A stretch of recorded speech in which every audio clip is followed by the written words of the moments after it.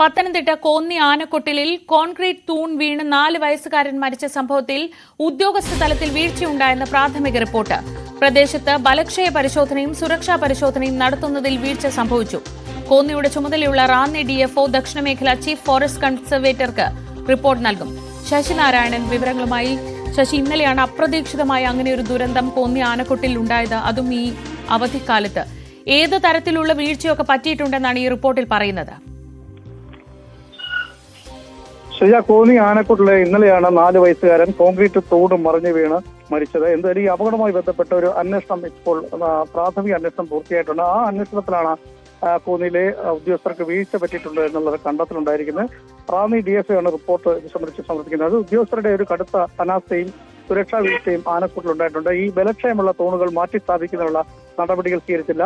നിരവധി ടൂറിസ്റ്റുകൾ, പ്രത്യേകിച്ചും കുട്ടികളടക്കമുള്ള ആളുകൾ എത്തുന്ന ഒരു സ്ഥലമാണ് കോന്നി ആനക്കൂട്. അവിടെ വേണ്ട രീതിയിലുള്ള ക്രമീകരണങ്ങളോ സുരക്ഷാ പരിശോധനയോ ഉണ്ടായില്ല. അത്തരത്തിൽ പരിശോധന നടത്താനുള്ള പേരിലാണ് ഈ കോൺക്രീറ്റ് തൂണ് ഒടിഞ്ഞു വീണ് ഈ കുട്ടി മരിക്കാനുള്ള സാഹചര്യം എന്നാണ് പ്രാഥമിക റിപ്പോർട്ടിലെ ഒരു കണ്ടെത്തൽ. അതുകൊണ്ട് തന്നെ ഉദ്യോഗസ്ഥർക്ക് വീഴ്ച പറ്റിയിട്ടുണ്ട് എന്നുള്ളതാണ് ഇപ്പോൾ നിലവിലത്തെ പ്രാഥമികമായ ഒരു റിപ്പോർട്ടിൽ സൂചിപ്പിച്ചിട്ടുള്ളത്. പ്രധാനമായും കോന്നിയുടെ ചുമതലയുള്ള റാന്നി DFO ആണ് റിപ്പോർട്ട് ദക്ഷിണമേഖല ചീഫ് ഫോറസ്റ്റ് കൺസർവേറ്റർക്ക് നൽകുന്നത്.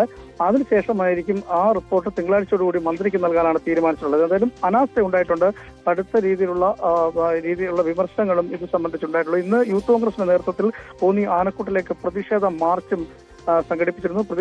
പ്രവർത്തകർ ആനക്കൂട്ടിലേക്ക് തള്ളിക്കയറുന്ന ഒരു സാഹചര്യം കൂടി ഉണ്ടായി. എന്തായാലും ആനക്കൂട് ഇപ്പോൾ അടച്ചിട്ടിരിക്കുന്ന സാഹചര്യമാണ്. എല്ലാ പരിശോധനകളും പൂർത്തിയായി, സുരക്ഷാ ക്രമീകരണങ്ങളെല്ലാം പൂർത്തിയായതിനു ശേഷമായിരിക്കും ആനക്കൂട്ടിലേക്ക് ഇനി സഞ്ചാരികളെ കടത്തിവിടുക. ഏതായാലും ഈ പ്രാഥമികമായ അന്വേഷണത്തിൽ ഉദ്യോഗസ്ഥർക്ക് വീഴ്ച ഉണ്ടായി എന്ന് തന്നെയാണ് റിപ്പോർട്ടിൽ സൂചിപ്പിച്ചിട്ടുള്ളത്. റിപ്പോർട്ട് തിങ്കളാഴ്ച വനം മന്ത്രിക്ക് കൈമാറാനാണ് തീരുമാനം. ശ്രീജാം. ശരി, ശശിനാരായണനാണ് വിവരങ്ങൾ നൽകിയത് പത്തനംതിട്ടയിൽ നിന്ന്.